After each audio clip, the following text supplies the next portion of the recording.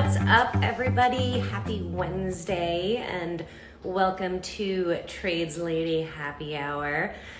For those of you who saw the post where I introduced tonight's guest, you know that this is a special guest for me. Back in the day when I was coming up as a technician, we didn't have Instagram. We didn't have the awesome community of women technicians that exist on Instagram now.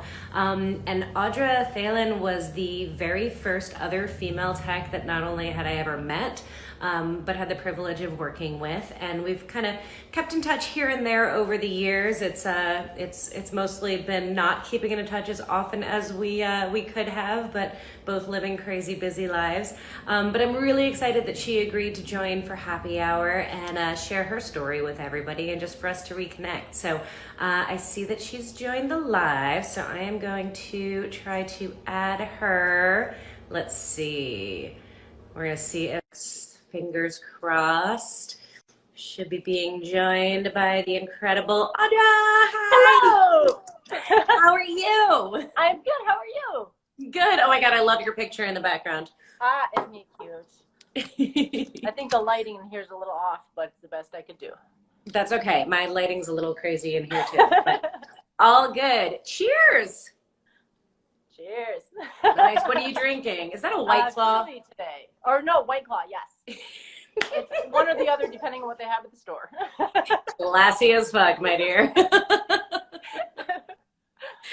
Oh my goodness. So I know you just finished working for the day, huh?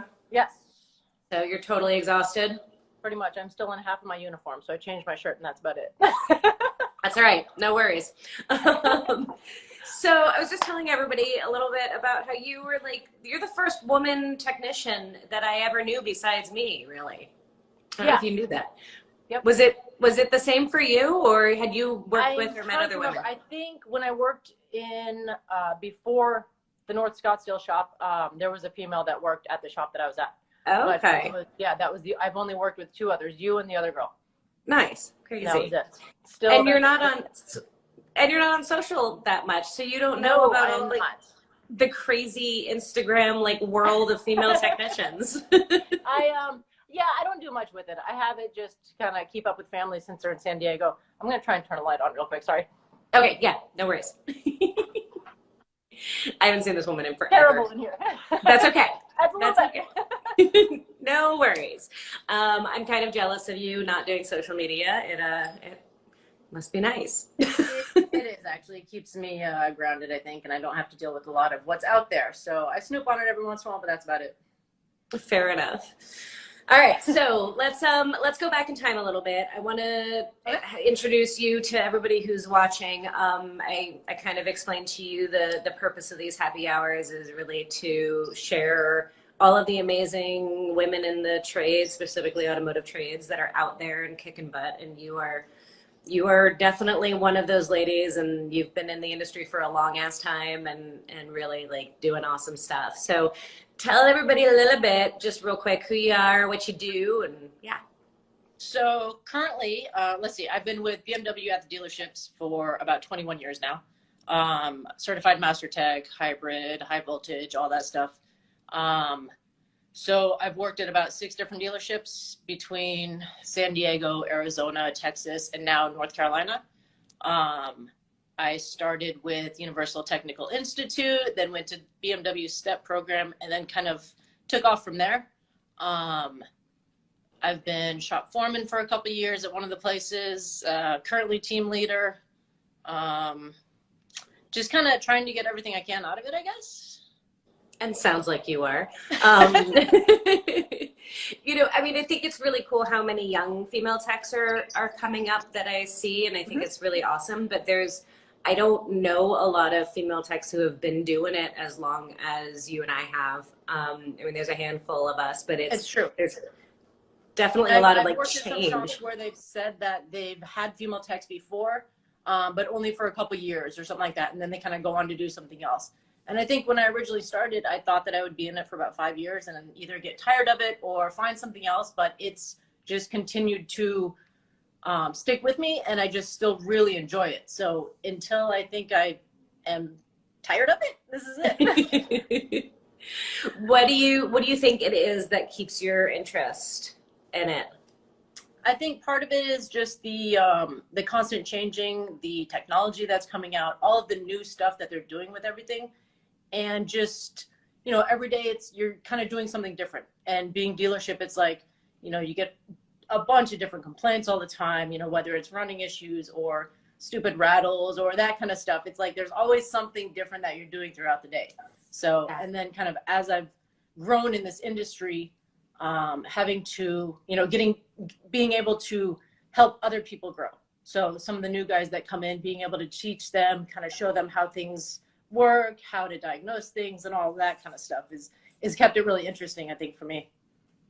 I'm kind of jealous of you staying at the dealerships for so long, because I feel like you leave the dealership life and you don't get exposed to that latest and greatest, newest technology. And I don't get cars till they're 4 or 5 years out of warranty. I don't see them. And it's like, And I think that's why I've stayed in the dealership too, is because I kind of like that new stuff. And it's difficult sometimes because you get all of the new issues and stuff like that, but it also keeps it interesting. Yeah, absolutely. So I don't know this about you, but how did you get your start? Like how did you get involved before UTI? So I think it started I guess I was probably high school at the time. My older sister got a 65 Mustang for her first car. I was just a couple years younger than her. And so me and my dad would kind of fix that one up. And then when I got my license, that was my car for a while. Nice. And then just high school auto shop for a year. And then I went to regular college for about a year and a half, including community college, and just didn't really know what I was doing with it. And I still really like that automotive, fixing things, you know, working on cars, that kind of stuff. So I wound up going to UTI. And then kind of from there, I knew that was kind of what interested me. Did you go to UTI in Phoenix? Yes. Okay. What year were you there? I think I graduated UTI in 99, maybe. Oh, okay. You were there before me. So you went to the shitty campus. Oh yeah, yes, exactly. They redid it. It's much nicer now. I know. It was like, I don't know, 6 months after I graduated that they redid it. Have you seen the new campus? It was rough. No, I haven't seen that campus. No, I don't think I've seen that campus in a long time. The new campus is amazing. It's like gorgeous. I bet they've redone a lot of like the BMW training centers and stuff like that. They're all really nice now. Yeah. Where did you do Step? Phoenix. Okay. And then I wound up getting, I signed on with the dealership out there after Step for the 2 years because they pay for it, you know, if you sign on for them. Yeah. And then, from there just kind of jumped around a little bit, but. What drew you to BMW in the first place? I think originally, because I didn't really grow up with it, so I wasn't really super confident in the industry. So after UTI, you could go out and find a job at a dealership or, you know, a shop, something like that. But I didn't really feel like I was ready for it yet. And they had the options for BMW or Audi or Mercedes. I think there was only probably those main three. And BMW was basically said to be the hardest one. So I decided to try for that one. So I didn't have like a love for BMW originally. I just kind of thought that I might as well try out the hardest one first. So I got into that. Nice. And then now I just really love BMWs. I don't drive one, but I think they're great cars. You don't? What do you drive? I have a Mini Cooper, actually. Oh, so well, that's the same thing. Same thing, just different. Yeah, exactly. It's the same. They have them split into 2 different dealerships now, though, right? It's not, you don't work on Minis, do you? No, ours is actually right next door. I did work at a shop where we did have both of them, but it's still Mini Techs and BMW Techs. So yeah. When we were at North Scottsdale, we worked on both, didn't we? I remember working on both at least. I think every once in a while we would get them in because I don't know if there's a Mini dealership there. Yeah. So we probably got some to, you know, take some overflow or something. Yeah. Yeah. Interesting. It seems like forever ago. So I guess. I know. It was forever ago. We were babies. Seriously, that was probably, what, 15 years ago? I think so. Maybe more, because I had my business for 13 years. I sold it 2 years. So yeah, maybe 15, 16 years. Yeah. How are we even old enough to say that anything was 16 years ago? How did that happen? I know.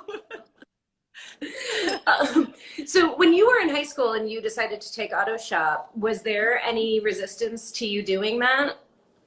No, no, it was never really thought about. Like, no one mentioned anything. I actually Nice. took it with one of my other female friends. Who Nice. she didn't, I don't think she really cared about cars. She just wanted to take an elective and it was fun.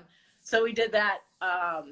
But yeah, no, there was never any kickback, never any like question Nice. of why you would want to do it. At least not that I remember. I'll put it that way. And that was in San Diego.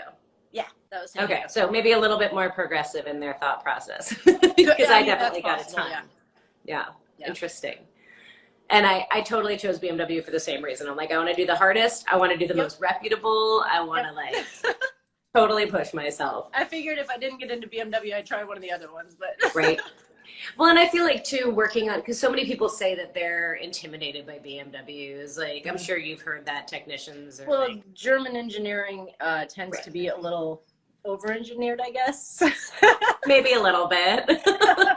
But I always figure too, if I ever decided to go somewhere else, then at least I've already dealt with the difficult stuff and everything else should be easier, hopefully. Right. That's my theory. Although I don't know how much like domestic cars or other cars you've worked on. None. Honestly, like rarely ever. I hadn't only either. because I have been BMW for so long that if I do anything else, I feel like I don't know anything about them. That's how I felt when I left BMW and started my shop, because I was like, I've never done a timing belt. We didn't have timing belts. Yeah, like, exactly. I didn't know anything about these cars, but now I work on like everything. And I will tell you, I find BMW, maybe it's because I'm familiar with them, but I find them so much easier to work on. Like maybe I've just gotten in the head of German engineering, but I feel like they make more sense. Yeah. Well, yeah. Like connectors only fit in one connector. As it should be. Right? It's awesome. Oh my goodness. So you've been at the same dealership now for? I've been here for, I think I just hit my 5-year mark actually. Very nice. Very nice. So and obviously a good dealership. Yeah, it's been really good. They are continually like pushing me to, grow, go to classes, team leader. I told them originally I didn't really want to do that because I had already done the foreman position and decided that wasn't really what I wanted or what I really enjoyed. But then they switched to team systems and needed another team leader. So I told them I'd do that. So it's been going good. Managing people is different than managing cars. It is, yeah. How long did you do the shop floor person, I guess, foreman job? I did that for, I think it was about 2 years. And it was right before we moved out here, so. Do you know if, I thought that I had heard that you were like one of the first female shop floor men at BMW? Foreman's fine. Okay. I'm like, for a person? Honestly, I don't know. I have no idea. I know I was at that shop, but other than anywhere else, I'm not really sure. And things you loved about it, things you hated about it? I like the helping. I like some of the dealing with the customers. Sometimes it seemed like me being in that position helped kind of cool things over sometimes. I liked being kind of a go-to person for problems, issues, and, kind of disasters, I guess you could say. Which is kind of what usually happens in a dealership. But, right. But yeah, no, I like that kind of stuff. I don't necessarily like the having to keep track of schedules, having to make sure people are on time, make sure people are doing what they're supposed to be doing, that kind of stuff. So yeah, that's pretty much the difference between the two. And you don't, in those positions, you're not really working on cars as much. So I kind of missed that part of it because that's really what I still enjoy about this job. Yeah. What is your favorite stuff to work on these days? Gosh, honestly, I don't even know. I do a lot of, because most of the stuff I get nowadays I don't get to do the big engine jobs or anything like that anymore. It's more the diagnosing the problems that have been around for, 3 times in the shop, or the things that, nobody really knows what's going on with it, or, problem cars mostly, which is interesting and it's fun. A lot of diagnosing, wiring, or just weird issues that are difficult to find. Which it's still good and it keeps it interesting, but every once in a while it is nice to just do a dirty job where it's Right. You know, you just all day long, you're just working on a car, you're left alone, and that's all you have to do. It's nice. Yeah, totally. I feel like that's like the plight of the master technician, right? It's especially Yep. a dealership. Like you get all the problem stuff, and every once in a while, it would be nice to get some gravy, just like Yeah, bang it exactly. out. Yeah, put me in a corner, just let me work on this for half a day or something, and I'll be happy. Yes, like I love doing EVAPs on X5s because they just got left alone all day. Like Yep. just do your thing. Exactly. Yes. You have your music on. Right. But then on the flip side, as a flat rate tech, like you're doing the same stuff all the time, and it's like sometimes nice to really be able to not care what you're getting paid or Yes. worried about flat rate, like just Yeah. really dig into a problem and be like, Yeah. I don't know what this is, let me figure it out. And that's kind of where it's come to, like being team leader. It's more like my hours are pathetic compared to what the other guys in the shop are flagging. But it's because I'm dealing with, you know, a bunch of stuff that I don't want everyone else to deal with, because I'd rather they're making money rather than me just doing all the easy stuff. So Yeah. it's, you know, that's kind of why we're put in those positions, I guess. So do you get paid salary or hourly No, at it's that still point? flat rate. Oh, wow. But yeah, no, we're on team systems now. So there's 3 teams in the shop. There's 11 guys with me, and we basically pool our hours. So everything kind of, and we're paid accordingly so that it's all kind of fair and stuff like that. So, you know, I'm not expected to make as much hours as they are, but I'm also expected to deal with Take all the crap. Yeah, basically, yeah. So yeah. I hear a lot of like pros and cons about team setups. Do you like the way it works out, or?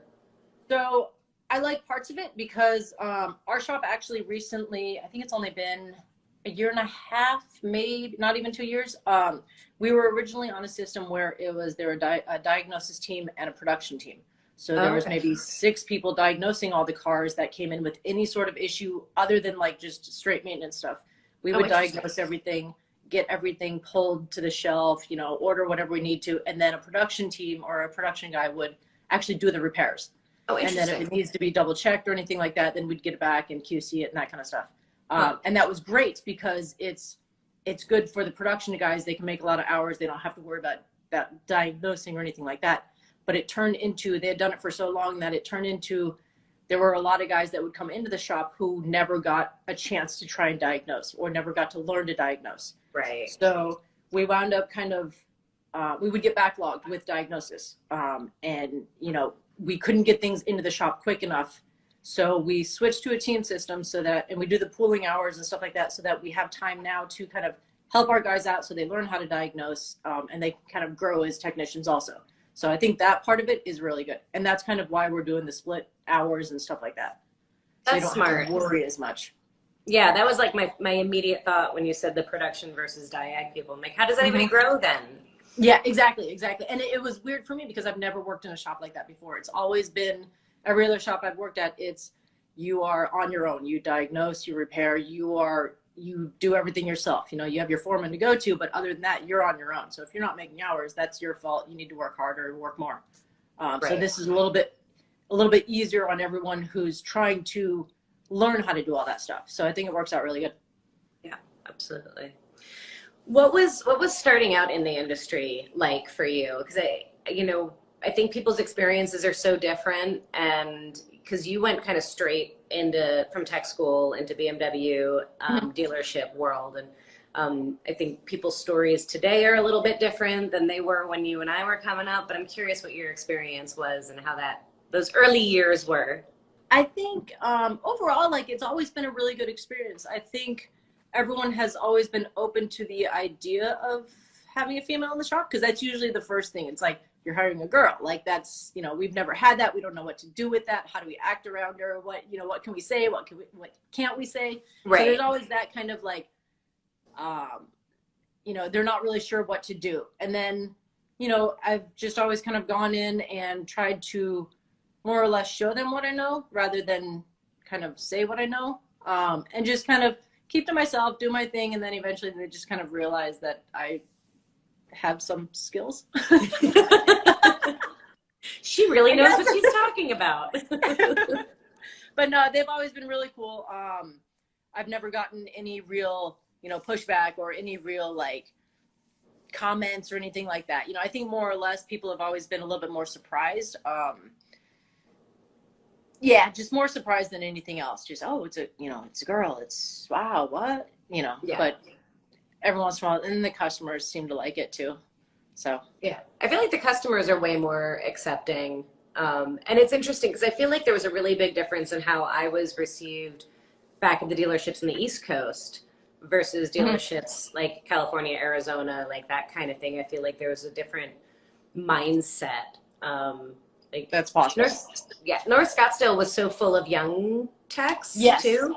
And I felt like there was a lot more accepting, whereas back east it was like all these old guys who were like super stuck in their ways. What's going on here? Right.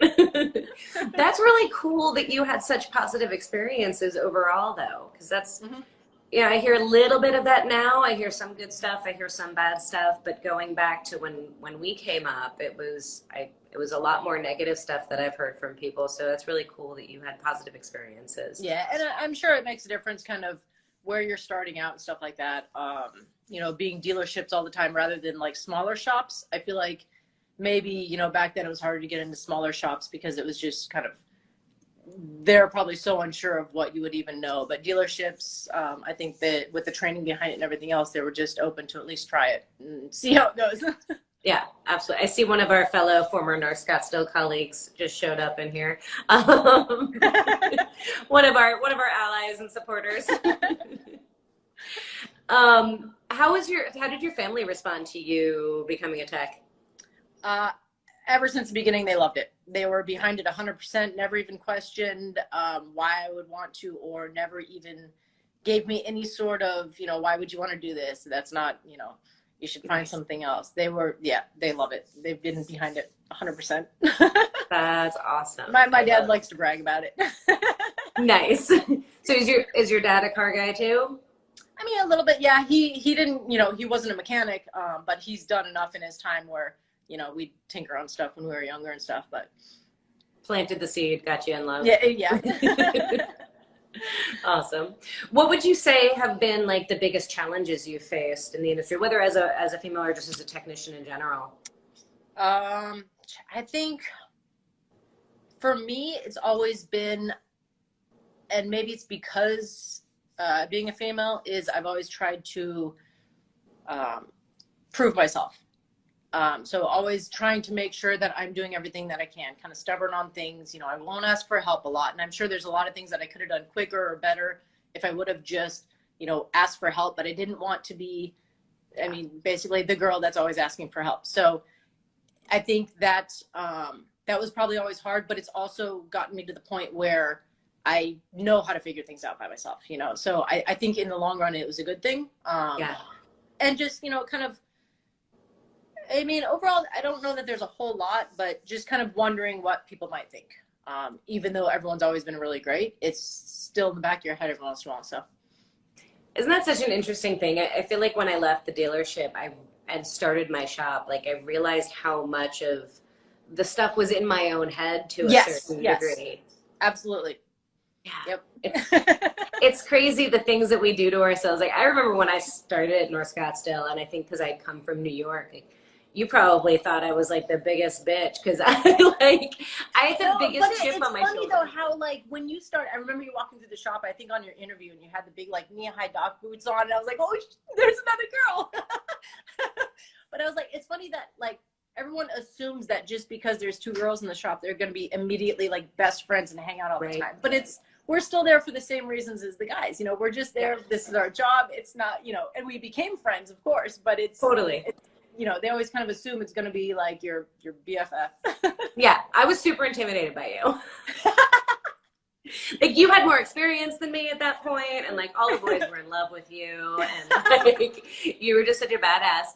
But you know, and I remember, I don't know if you knew about this, but there was some stuff from upper management that I think tried to pit us against each other. I don't know if you ever experienced that, but like there was definitely, he shall remain nameless, but like kind of stoked kind of stuff. And it was an interesting thing. Yeah. It was I'm not sure why. I think it was their way of getting their techs to be more productive by like stoking competition between That people. could be, yeah. But it was a very weird, I was like, what is happening right now? But when I got to the dealership, I had this huge chip on my shoulder. Like I thought I had to prove, and I was ready to fight all the time, you know, like. Well, and I think that's kind of how we thought that we had to be. Yeah. Yep. And I kind of wish I didn't or hadn't thought that, right? Like there were so many supportive people, and I didn't always see it. Yeah. But I think you did okay. Well, thanks. I appreciate that. I give you props for sticking with the dealership so long though. Like I was kind of done with it. I feel like I would be worried to get out of it at this point, because what else would I do? More renting. If I wasn't dealership, then I'd go to I don't know, independent or something, and then there's all that other new car stuff that I have no idea about. So I think that I would be more worried about looking like I didn't know what was going on, whereas BMW, I know enough about it that I can kind of, I guess, show that I know what I'm doing. Isn't that interesting that still sticks with us even after all the 20 years of experience? I know. And I'm sure we can figure anything out. It's fine. Yeah, no, I'm 100% certain that you could figure anything out. It's so fascinating, the tricks our minds play with us. Yep. But I would imagine there's a lot of guys out there that think the same way, so. I don't know. I feel like so many of the guys I talk to are like prematurely cocky and confident in their skills. There is some of that, yes. I guess not always, I should be fair, but for a 20 some odd year veteran tech to still be concerned and have that fear, like it's a really interesting thing. I think that's good though. It keeps us trying to do better, trying to do the best that we can, and not getting comfortable with what we know. Yeah, no, I agree 100%. It is definitely what has made me the tech that I am today, right? It has made me as good as I am, is constantly feeling like I need to prove myself. Yeah. Yeah. What's it been like working on all the electric and hybrid vehicles that your BMW starting to do? It has been pretty interesting, actually. We actually don't have as many issues with them as you would expect, being kind of newer technology, I guess.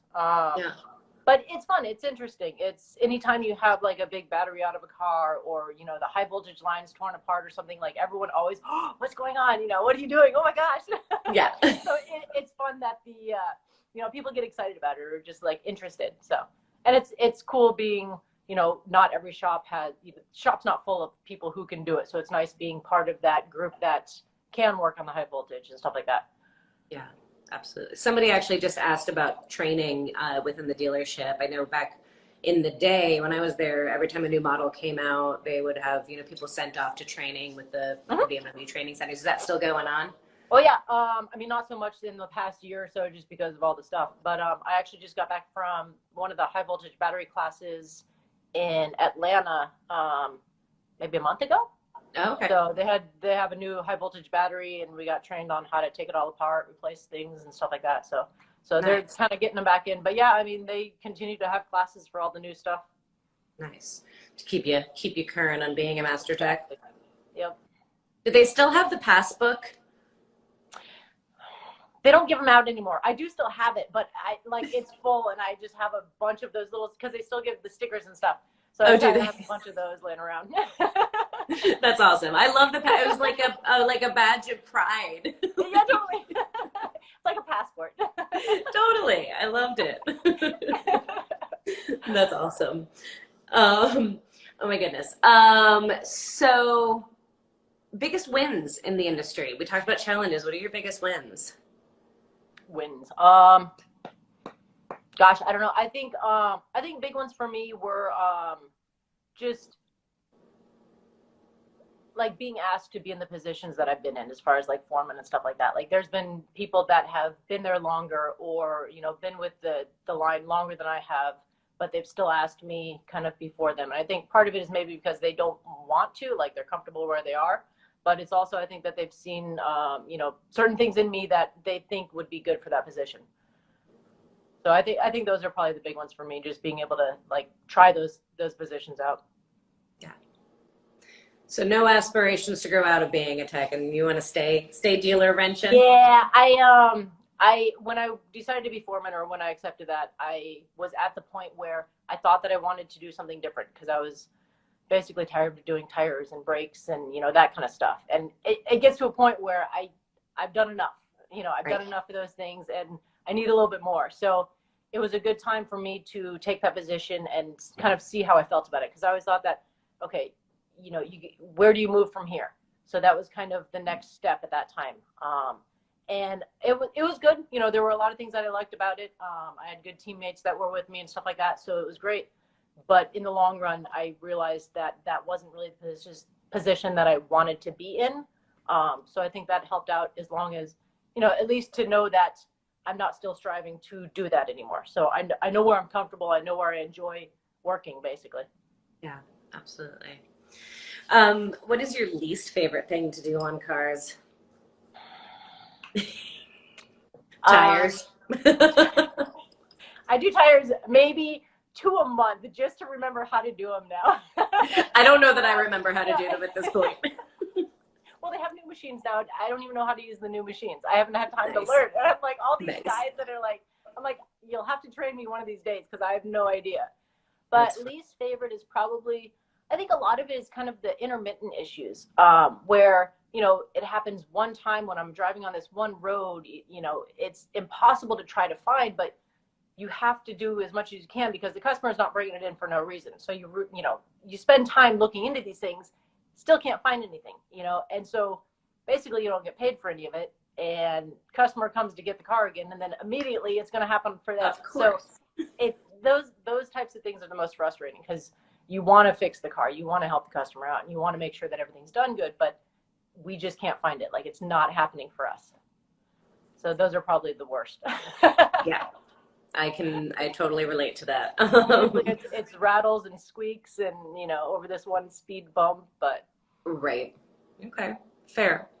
And everything else you love, just a variety. I dig it. For the most part, yeah. I mean, things get frustrating. If you would have asked me at the beginning of this week, I probably would have told you that I was over this job, but.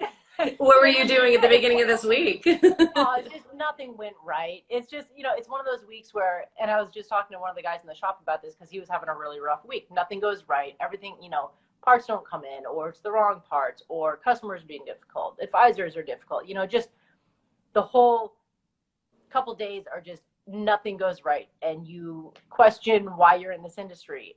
But I told him, I said, you will have those days, you will have those weeks where everything's a disaster, you don't make any money, but then for the, you know, more of that time, you're going to realize that you do enjoy this job. You know, the days go good, you help people out, customers are really happy, you know, everything's working right. So I think that's with any job, you will have these times where you question what you're doing, or, you know, just, yeah.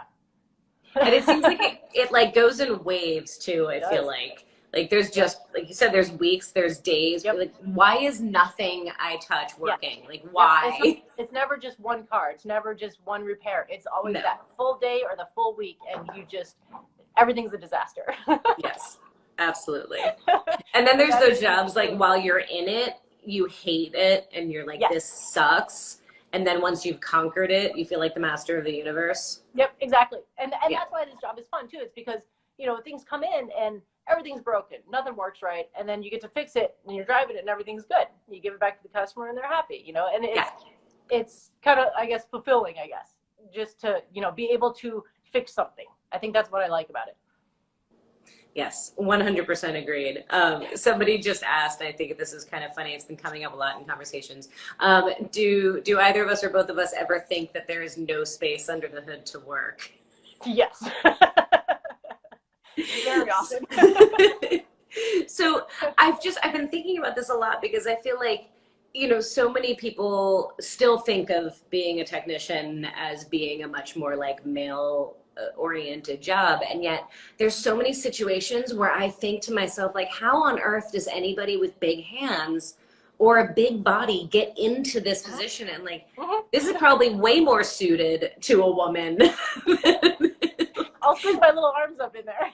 Totally. No, Like and just that actually happens sometimes. Like I've had guys come over to me like, hey, I can't get this bolt started. I can't fit my arm in there. Can you please try? And yes. It works.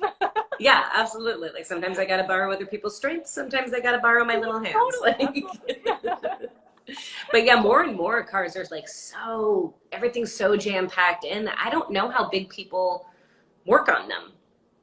Like, how do people who can't crawl inside engine compartments like you and I do? Like, how do they fix cars? I don't get it. Like we just climb on in.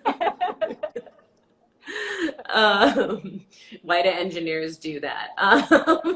Because they love us. That's why. Yeah, there's just too many things on cars now. It's funny because we have like certified and pre-owned departments that have other car lines that come in, and we'll get them in the shop sometimes. So the guys will work on those. They'll open the hood, and it's like there's so much room under this F-150 hood that they're like, oh my God, come here, look at this. And you can like have a dance party inside those engine compartments. So for other people who are coming into the industry, like I'm sure you see apprentices and whatnot coming up in the industry, like what are the most important things that you think are needed for young techs to be successful? I think just the willingness to learn and put forth that kind of work and drive to really, it's a hard job. It's basically my days are probably 11 hours a day on your feet all day long. So it's, especially when you're starting out and trying to prove yourself, trying to learn. I think it's important just to have that good work ethic where you're willing to do that little extra. Just kind of make sure people are aware that you are willing to do the bad jobs, the stuff that nobody wants to do. Just to make sure that you are giving it up everything that you can, kind of. Do you feel like UTI or tech school, like, is that, if you had to do it all over again, would you do it the same way? I think so. Because I don't think there would have been a chance for me to, or I don't think I would have had the confidence to go into a shop without having the training first. Maybe if I had grown up with it, like really working on cars all the time, that kind of stuff, or if my dad had a shop, something like that. But I didn't really. It was more of just something that I thought that I wanted to do.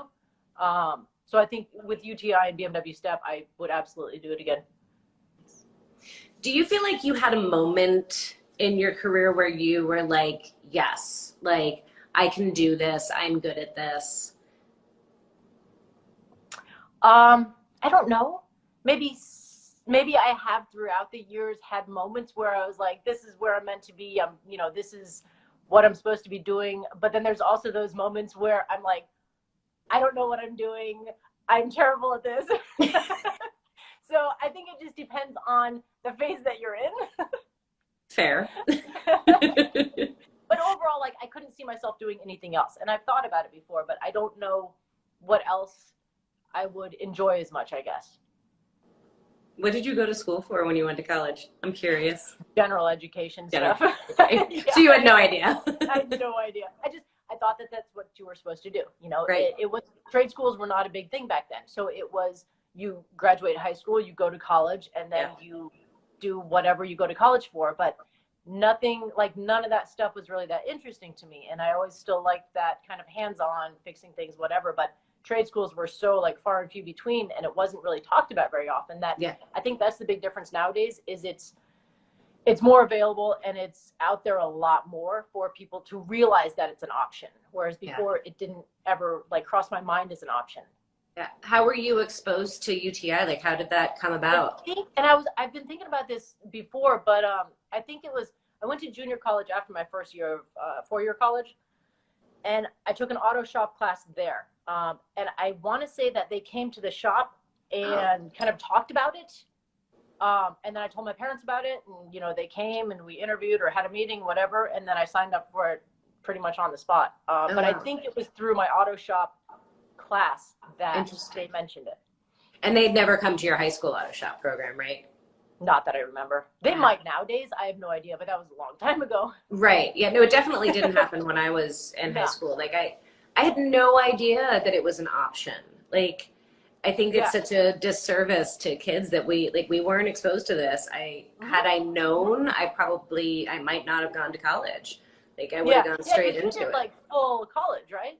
I did. Yeah. Yeah. Went through 4 years of it before I realized what I wanted to do. I said, this is awful. Yeah. Somebody's asking a good question because I know there's a lot of debate around this. I'm curious your perspective. Overall, has car reliability improved since you started, or have the problems just changed, or question mark, question mark?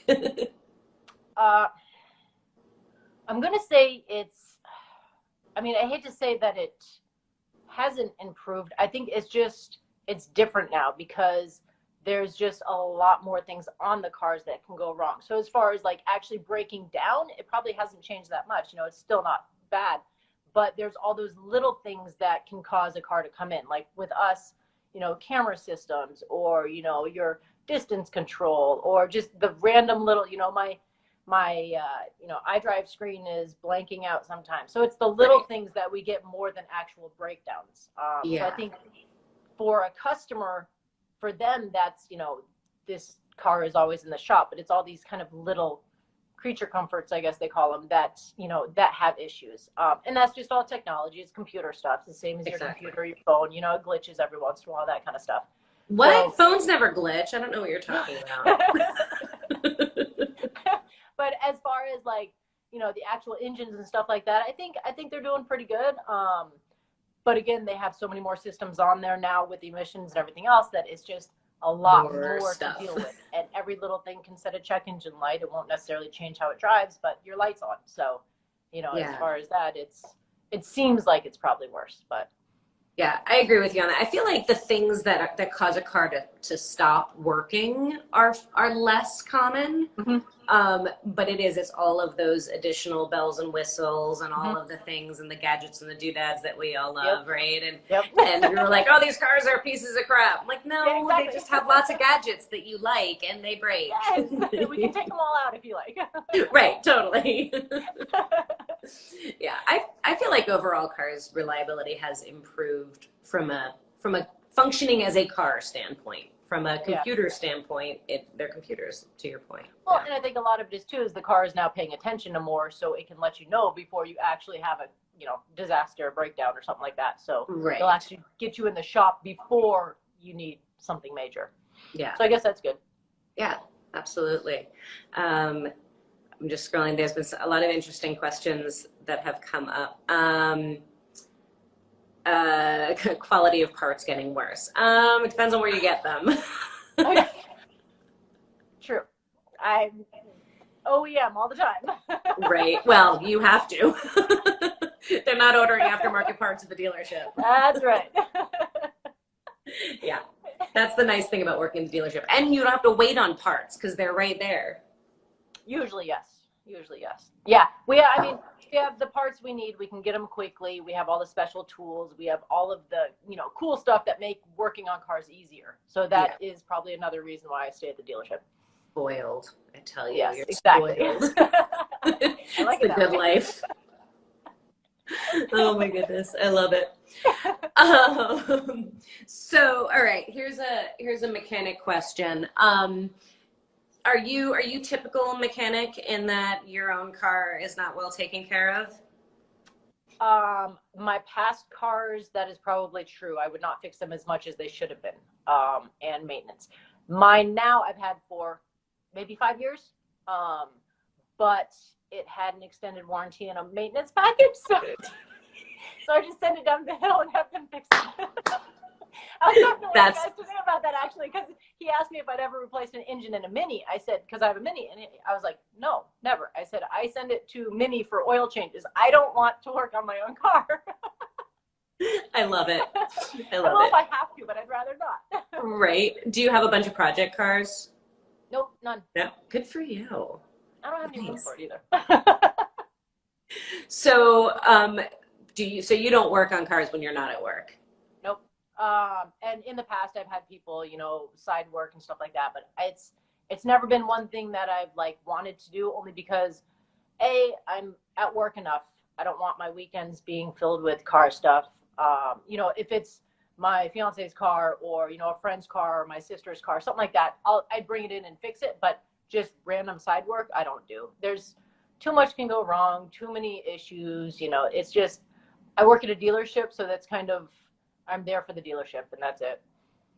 Absolutely. You just mentioned fiance. Wasn't he your fiance like a long time ago? When are you guys getting married already? I don't know yet. We haven't said it. Congratulations. Yeah, things got weird with all the pandemic. And that is true. That is true. But he does have a BMW, so I get to fix his car. Nice. What does he do? He is in charge of company IT stuff, basically. So okay. I can't explain exactly what he does because I never understand it, but he's in charge of making sure all of their stuff works right and dealing with a bunch of chaos, basically. Interesting. All right. Are you good with computers, like non-car computers? Okay. I mean, I can get by, but no. I've always, because I asked you how to do this.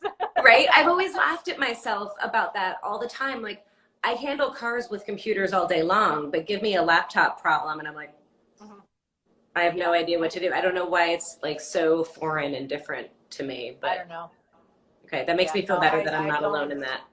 I feel like I should know. I'm sure you can figure it out if you tried. But do you have the patience for it? No. My business partner is a computer girl, so I just let her handle that stuff because it just like is right over my head. I don't do it. One thing that you would love to learn or do on a car that you haven't had an opportunity to? I think I've always wanted to restore cars. Like old cars, kind of, do everything with them, upholstery, like, all that kind of stuff. I think that would be fun to get a car that's kind of really in rough shape and make it look good again. So I've always wanted to kind of do that, but it sounds like you need to come out to Phoenix and help us on the all-female build. Come on. I will, one of these days, I will. You better. I would love to see that, actually. That would be cool. It's only going on through November, so like, all right. Time is of the essence. I'll have to find time. And I know John Timms has been trying to convince me to restore his 2002 as an all-female build. So. Oh, nice. That'd be good. That would be good. All right. What else? What else should we talk about? All right. So we talked about advice to like other young technicians. What about to yourself? Like if you could go back and talk to yourself back when you were first starting out. I think, gosh, maybe just to not be so hard on myself, not expect myself to know everything. Because I think when I was first starting out, I thought that I should know more than I do.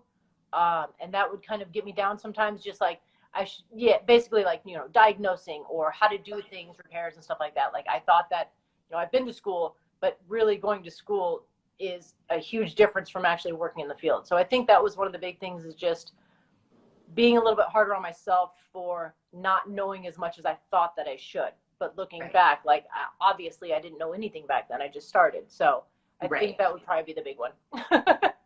Very valid points. I feel like we see that like throughout the industry, like service managers tend to like make the mistake of thinking that kids are going to come out of school knowing way more than we do. And then on the flip side, we feel like we're supposed to know everything, even though we've just gotten out of school. So there's this like huge misconception.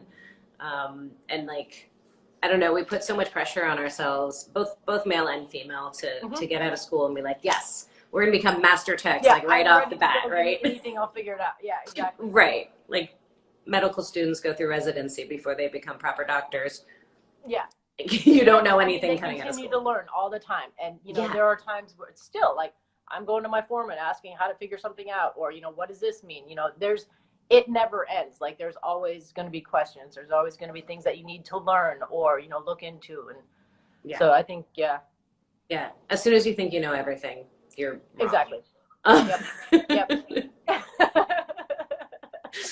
And I think too, especially nowadays, I don't know if it's a generational thing or if it's just me getting old. But I feel like a lot of the younger kids, I don't know if you're experiencing this too, kind of come in not expecting to be higher up than they are, like right off the bat, like not necessarily expecting to put in the work. I think I have seen some of that, yes. Yeah, I think it's kind of like I've been to school. I shouldn't have to do some of these jobs. I feel like I'm better than this. And Right. I don't care who you are, how long you've been doing it. You're still doing some of those, crappy jobs. Right. So Absolutely. I think sometimes you get a little bit of that attitude, maybe. So.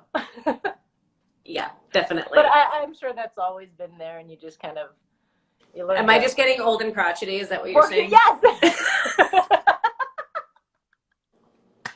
I appreciate your willingness to call me out on that. Thank you. Calling it like she sees it. I'm getting old and crotchety. These youngins, I tell you. I know, these hoodlums these days. No, but there's also, I've seen a lot of guys come into the shop, and they're new, and they are just ready to learn everything you can show them. So it's all still out there. I love it. All right. So we are running out of our hour at this point.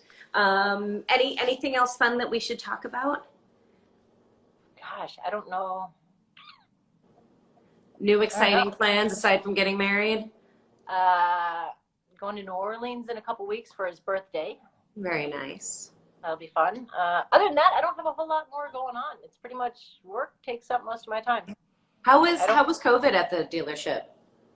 It was okay. We kind of changed our schedules a little bit when they first kind of locked everything down, and kind of made our teams kind of, we'd have a team or two on and one off, just to kind of make sure if anything happens, we have people that can still come in and work. But that only lasted maybe 3 weeks or something, because we just got so busy again that we couldn't keep up. So for a little bit we slowed down, but overall we've just been running. Nice. Yeah. Interesting. So, which is nice. I mean, this dealership is always busy. That's good. I've heard mixed things around the country. I think different parts of the country had different experiences of that. That's cool that you stayed busy. Yeah. Nice. Very cool. All right. Well, I would normally say to everybody that they should go follow you and show you some support and some love, but sorry. Yeah, that's not going to apply in this case. I don't really. It's there, but I don't really check it. I don't use it, so I apologize. Nope, that's okay. I applaud you for that. Every couple months, maybe I'll look in on it. That's fair. So I'm just going to instead thank you so very much for agreeing to join me. I know you were a little hesitant at first. I no, it's been really fun actually. Thank you for having me. Good. I'm glad. Now the next thing on our list is to actually catch up in real life. So you got to come to Phoenix. I know. I will. Okay. I'll make some time. Take a couple days out there. Okay. Awesome. All right. Thank you for joining me. Thank you for saying yes. And thank you everybody for tuning in and enjoying another happy hour. And we will have another awesome female trades lady to meet with next week. So make sure you come back. And Audra, I'll catch up with you more offline. Okay. All right. Bye everybody. Have a great night. Thank you.